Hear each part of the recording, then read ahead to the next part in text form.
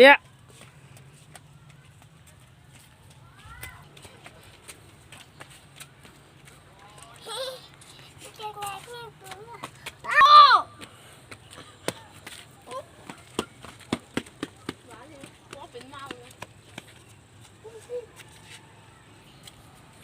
เงินเอามันไปซื้อเองใช่ไหม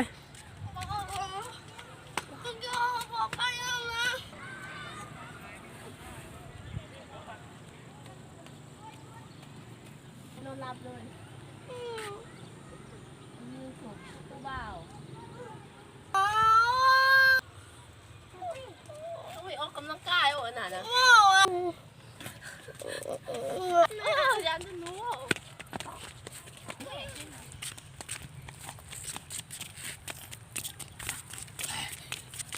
หนาวต้องบีบเป็นคนหนาวมึง